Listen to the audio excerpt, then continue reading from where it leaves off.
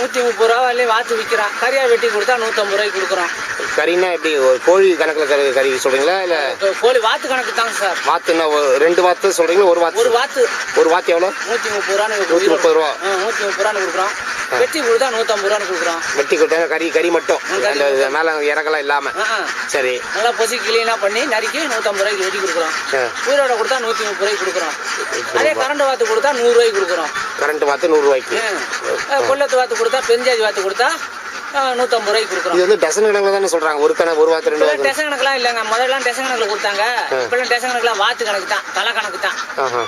அப்போ அந்த நாளையில் நாங்கள் சின்ன பிள்ளையா இருக்கையில கொடுத்தாங்க. இப்போ எல்லாம் தலை கணக்கு தான். ஒரு வாத்து இவ்வளோ ஒன்று. இப்போ வாத்து முட்டைக்கு எவ்வளோக்கு போகுது? இப்போ நீ பார்த்த முட்டைங்களை போட்டால் 3 ரூபாய்க்கு எடுத்தாங்க. வியாபாரி எடுத்தால் 3 ரூபாய்க்கு எடுக்கிறாங்க. நாங்கள் எடுத்து விற்றா சில்லறையில் விற்றா 5 ரூபாய்க்கு விற்கலாம். வியாபாரிங்க 3 ரூபாய்க்கு எடுக்கிறாங்க.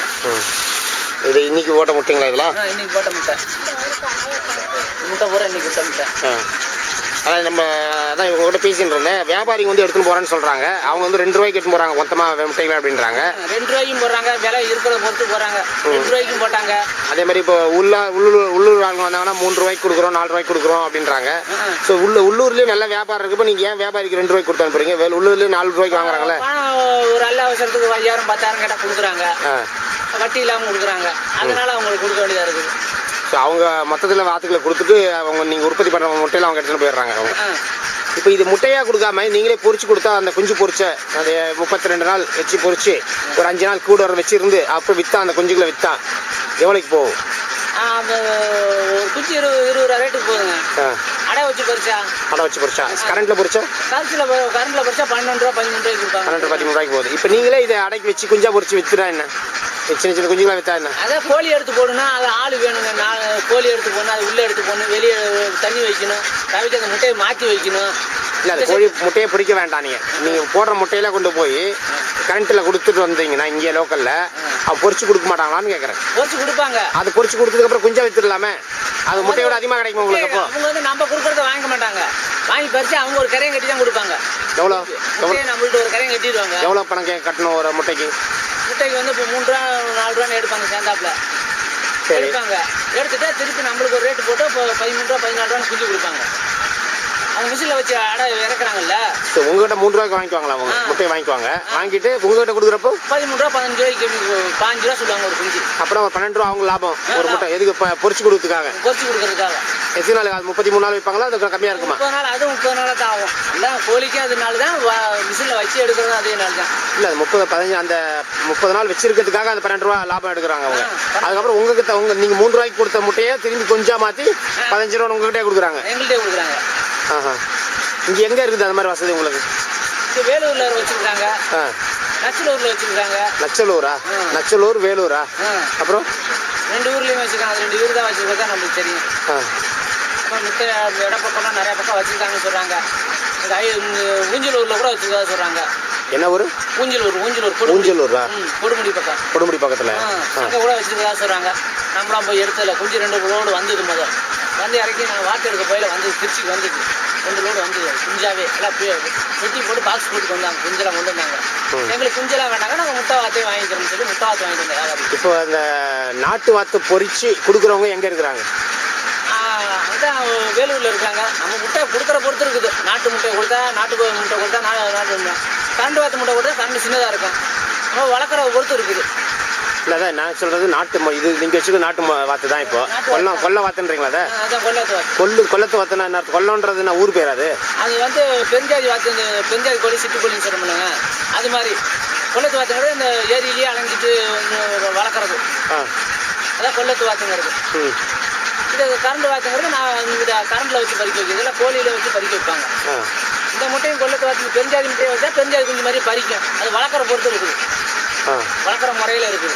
இல்லை இது வாத்தையும் அடை வைக்கிறதுக்கு பழக்கப்படுத்த முடியுமா? வாத்தெல்லாம் அடைப்படுக்காது. அதே வாய்ப்பு இல்லை. அதுக்கெல்லாம் வாய்ப்பு கிடையாது. எப்பயுமே வாய்ப்பு கிடையாது அதுக்கு. வாத்தெல்லாம் அந்த வாத்தெல்லாம் அடைப்படுக்காது. அந்த ஊசி வாத்துங்கிறது ஒன்று தான் அடைப்படுக்கும். இதெல்லாம் அடைப்படுக்காது. அது ஊசி வாத்து எங்கே கிடைக்கும்? அது வந்து ஊருக்கு 2 வாத்து 4 வாத்து வச்சுருக்காங்க. அயலூரில் இருக்கும். எந்த ஊர்? அயலூரில் இருக்கும். நான் அயலூரில் தான் வாங்கிட்டு வந்தேன் 2 வாத்து. அயலூர். சில பக்கம் இந்த திருச்சியில் எங்கேயோ ஒரு வாத்து பண்ணி வச்சுருக்காங்களா? ஊசி வாத்து வச்சுருக்காங்கன்னு சொல்லிக்கிறாங்க. திருச்சிலையா? கொஞ்சம் இது இருக்குன்னு சொல்லிக்கிறாங்க. மகாநகரத்தில் இருக்குது ஊசி வாத்து, இந்த வெள்ளை வாத்து பெருசாக 2 வாத்து இருக்குது, அது மாதிரி இருக்குங்க. நம்ம 2 வாத்து அழகுக்காக வாங்கி கேட்டான்ட்டு வாங்கி விட்டுருக்கோம். ஊசி வாத்துன்னு சொல்கிறது நீங்கள் இதை தான் சொல்கிறீங்களா? வெள்ளையா உயரமாக இருக்குது அந்த வாத்து தானே? அதுதான். அது எத்தனை முட்டை விடும் ரெகுலராக? அதான் 6 முட்டை வைக்கும். 6 மாதத்துக்கு ஒரு தடவை 6 முட்டை வைக்கும். அவ்வளோதான், அதுக்கு மேலே முட்டை வைக்காது. அப்புறம் 6 மாதத்துக்கு தான் முட்டை வைக்கும். ஓ, வாத்து மாதிரி ரெகுலராக முட்டை விட்டுறது? வாத்து மாதிரி ரெகுலராக வைக்காது. அழகுக்காக தான் அந்த வாத்து, வீட்டுக்கு அழகுக்காக வச்சுக்கிறது தான். இப்போ அந்த வாத்துக்கு வந்து மீன் கழுவி சாப்பிடுதுன்னு சொல்றீங்கல்ல, மீன் சாப்பிடுதுன்னு சொல்றீங்கல்ல, இந்த வாத்து சாப்பிடாது, இந்த வெள்ளை வாத்து சாப்பிடாது. அது வெள்ளை சாப்பிடாது. இந்த மற்ற வாத்துல மீன் சாப்பிடும்ல?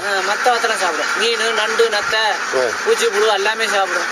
தவக்கலை எல்லாமே சாப்பிடும். இப்போ மீன் மார்க்கெட்ல மீன் சுத்தப்படுத்துறாங்கல்ல, இப்போ மீன் மார்க்கெட்ல மீன் வந்து வியாபாரிங்க மீன் வைக்கிறாங்க. நம்ம போய் கேட்குறோம், சுத்தப்படுத்தி கொடுன்னு கேட்குறோம். மீனை வாங்கிட்டு அவங்க க்ளீன் பண்ணி தரான் மீனை வாங்கி டப்பால் அடிச்சுன்னு போயிடுறாங்க. அது குப்பை மாதிரி வருதுல்ல, சக்கை வயிற்றுல புழு பூச்சி அந்த இதெல்லாம் போடலாமா? அது போடலாம். போட்டால் நல்லா இருக்கும். இஞ்சி நல்லா பெருக்கும், வாத்தெல்லாம் பெருவும் ஆகும். அதை நம்ம போய் வாங்கிட்டு அதை கொண்டு வரதுக்கு சிரமமாக இருக்கும். ஸோ அதனால அதை அவாய்ட் பண்ணிட்டு இந்த வாத்து இப்போ இதனால உங்களால் மாதம் எவ்வளோ சம்பாதிக்க முடியும்?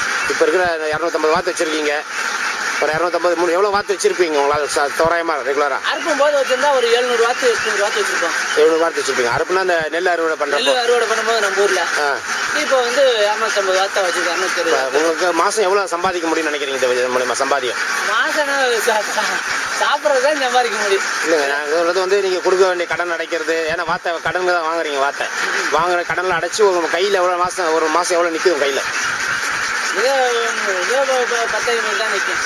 10,500 நிறைய முட்டை வச்சிங்கன்னா சீசன் போது வச்சா மாதத்துக்கு 4,000 5,000 கூட கிடைக்கும். இல்லை, இப்போ மாதம் எவ்வளோ கிடைக்கும்? ஒரு மாதம் சம்பளம் 4,000 5,000. சீசன் டைமில், சீசன் இல்லாத டைமில்? சீசன் டைம் இல்லாதப்போ ஒன்றும் வாங்கி போகிறதுக்கு அதுக்கு சரியாக இருக்கும். சீசன் போது நல்லா கிடைக்கும். இல்லை தான் இப்போ மாதம் ஒரு 4,500 கண்டிப்பாக இருக்கா உங்களுக்கு வருமானம்? ஒரு மாதம் 4,500 கண்டிப்பாக கையில் வருமானம் வருமா? இப்போலாம் வந்து 2 ரூபாக்குள்ள தான் வரும். 2,000 தான் வருது மாதம். அதை வச்சு 4 பிள்ளைங்க வச்சு அதை வச்சு ஓட்டிட்டு இருக்கோம். 3 4 பிள்ளைங்க படிக்குது, பள்ளிக்கூடம் போகுது. அதை வச்சு கதை ஓட்டிட்டு இருக்கோம்.